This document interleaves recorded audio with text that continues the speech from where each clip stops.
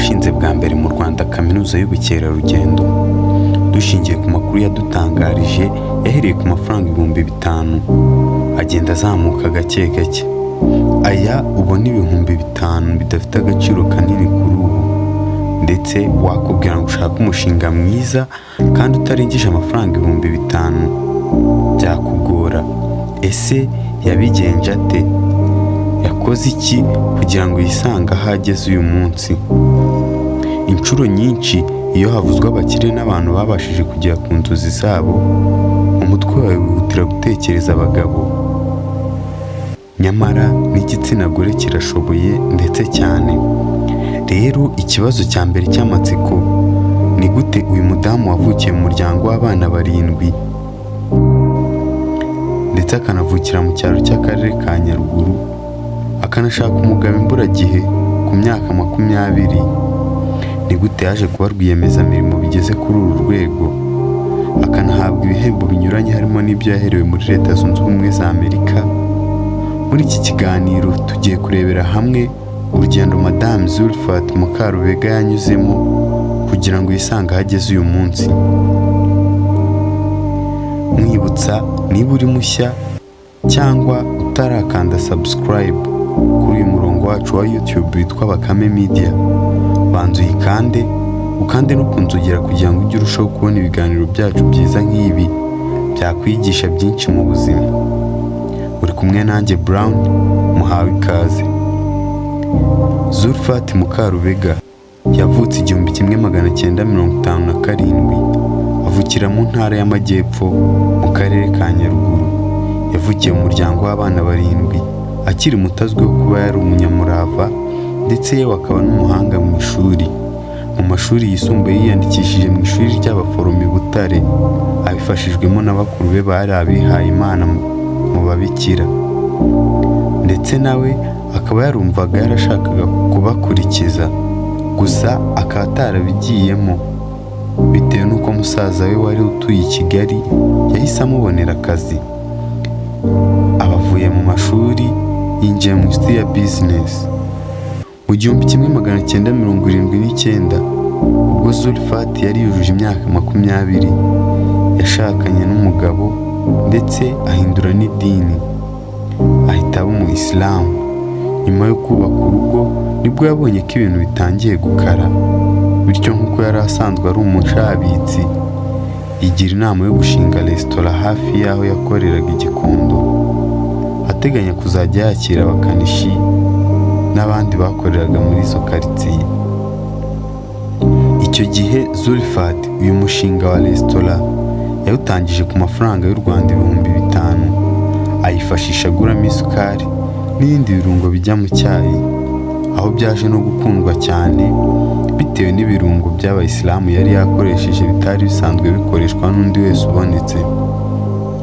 Bidatinze, bitewe n'umwihariko uyu mudamu yari afite, resitora ye yaje kumenyekana. Bidatinze benshi bahita batangira gushinga resitora hafi yiye, bityo abakiriya be batangira kugabanuka. Abonye ko nta mafaranga akibirimo, ba bandi baje bahamusanga abibasigamo arigendera, ajya gushinga iduka, kandi nabwo hari amaduka menshi cyane birumvikana. Gusa umva umwihariko Zulfat yarazanye: kwakira abakiriya neza bihebuje nta ngingimira, ndetse akanacuruza ibintu byiza kurusha iby'abandi, byatumye mu minsi mikeya botike itangira kwitwa kwa mama wacu. Bukeye kabiri, umugabo yaje kugura akamodoka gashaje, bityo bigatuma bahora bakajyana mu igaraje buri gihe. Ibi byamuhaye igitekerezo cyo gushinga ishuri. Aha byari mu mwaka w'1983. Kwa gukomeza imodoka yabo ipfa bakayihoza mu igaraje, Zulfat yakomeje kwitegereza abakanishi bose bakoranaga mu magaraje yaha, akabona benshi ni abagande, mu gihe abanyarwanda bo yabonaga bikinira amakarita n'igisoro. Niko kubona ko aramutse ashinze ishuri, abo bose birirwa bapfa ubusa baza bakiga nabo bagakura amaboko mu mufuka. maze bidatinze afatanije n'umugabo we iki gitekerezo bagishyize mu bikorwa. Ishuri rye riritabirwa cyane. Bigeze mu 1986 Zulfat yabonye ko nawe akeneye ubundi bumenyi kugira ngo akomeze ayobore bizinesi ze neza. Nibwo yaje kwifashisha bakuru be b'ababikira ajya kwiga icungamutungo mu ishuri rya Notre Dame de Sto. Icyo gihe yari afite abana 2, ariko yihanganira kwigana n'abana bakiri bato muri segonderi. Nk'umuntu mukuru wari utaye urugo kubera impamvu z'amasomo, birumvikana yari azi icyo yashakaga, bityo bigatuma yiga cyane uko bishoboka kose. Nubwo yari umunyeshuri ariko ntibyamubujije kujya ava ku ishuri akajya kureba ko bizinesi ze zihagaze. Rya shuri ndetse na butike yari yarafunguye nyuma yo kureka ibya resitora, ndetse akanita ku nshingano z'urugo nk'uko bikwiye. Iki gihe yaje gusama inda ya 3. Bitewe no gukora cyane yaje kurwara umuvuduko w'amaraso, bituma ajya mu bitaro amezi 6. Nyuma yaho bituma ahindura ishuri ajya gukomereza amashuri ye kuri AP Rugunga. Bukeye kabiri mu 1994 Jenoside biraje isenye byose, nawe ahomberamo byose nk'abandi. Bimusaba kongera gutangira bundi bushya.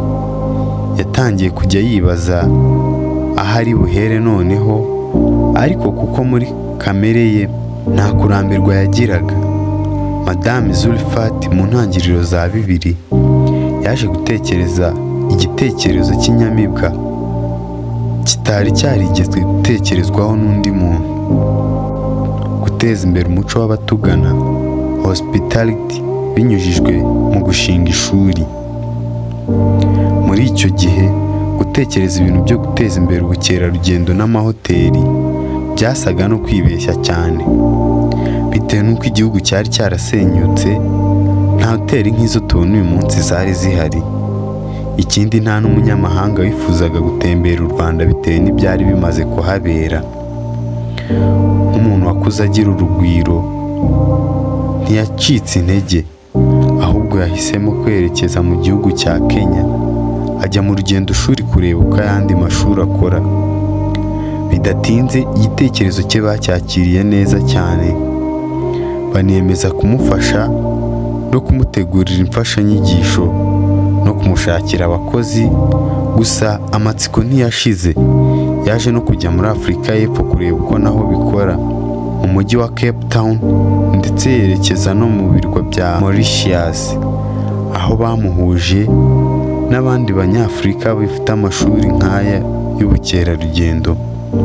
Nyuma y'urwo rugendo shuri, Zulfat yagarukanye imbaraga nyinshi, aje gushyira mu bikorwa ibyo yari yabonye, niko gutangira gushaka ibyangombwa byose, ibikoresho n'abakozi babifitiye ubushobozi ngo hatangizwe iri shuri ry'ubukerarugendo.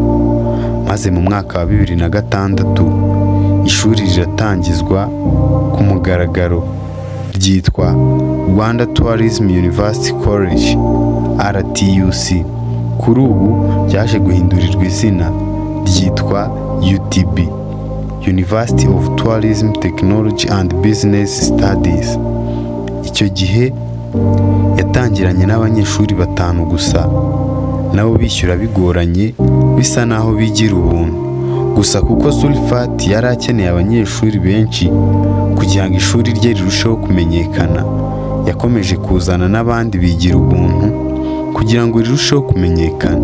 Aba bararangije ndetse anababonera akazi. Mu 2007 ubwo igihugu cyari gitangiye kwiyubaka ndetse gitangiye no kwakira inama mpuzamahanga, Zulfat yahaboneye amahirwe akomeye cyane. Nibwo yaje kwegera Minisiteri y'Ubucuruzi n'Inganda, abasaba ko yatoza abantu bazajya bakira abantu mu nama nk'izo z'ibikomerezwa zo mu rwego rwo hejuru, kandi bikozwe kinyamwuga. Aha yatanze amasomo y'igihe gito ku basore n'inkumi bagera kuri 300. Bidatinze Imana ibiha umugisha. ibintu bitangira kumuhira, abo yigishije batangira gutanga umusaruro utangaje cyane, bityo atangira no kwigisha ba manager babo. Mu mwaka w'ibihumbi 2008 ashyiraho degree diploma, atangirana n'abanyeshuri 400. Kuva icyo gihe kugeza uyu munsi byaramuhiriye, abigiriramo umugisha, akaba ari nayo mpamvu twafashe umwanya wo kubaganirira inkuru ye kugira ngo twese tugire isomo dukuramo. Gusa kimwe mu byamufashije kugera kuri iyi ntsinzi, avuga ko ari ubuyobozi bw'u Rwanda burangajwe imbere na His Excellent Perezida Paul Kagame, kubera ko umubano mwiza hagati y'u Rwanda n'ibindi bihugu nka Leta Zunze Ubumwe na Katari n'ibindi z'Abarabu yatekereje ku banyeshuri barangizaga kwiga mu ishuri rye bakicara, niko gushaka uburyo yajya abohereza hanze muri ibi bihugu bakimenyereza umwuga, abandi bakajya gukorayo. Kandi abanyarwanda bajya hanze gukorayo bitewe n'ubutwari n'ubunararibonye bagaragaza iyo bagezeyo. Ni muri urwo rwego Zulfat yaje guhabwa ibihembo binyuranye, harimo icyo yahawe na Minisiteri y'Ububanyi n'Amahanga ya Leta Zunze Ubumwe za Amerika mu Rwanda, US Embassy in Rwanda. Ndetse mu mwaka wa 2010 kaminuza yo muri Kenya izwi nka Mount Kenya yamuhaye igihembo nk'umugore witangiye uburezi, ahabwa impamyabumenyi yo mu rwego rwo hejuru y'ikirenga mu burezi PhD, anahabwa igihembo cya RDB cy'umugore w'indashyikirwa. Inama atanga cyane cyane ku bari n'abategarugori niyi: ati kora cyane, wigirire icyizere, uharanire guteza imbere isi n'abayituye. Iki kiganiro twagikoze twifashishije ibitangazamakuru birimo nka New Times, Igihe na Wikipedia. Ndetse niba ubona iyi video hari icyo yagufasha, wayiha like, ugakanda subscribe, ugakora no kunzogera kugira ngo ujye urushaho kubona ibiganiro byacu byiza nk'ibi. Wari kumwe nanjye Brown, ndabashimiye.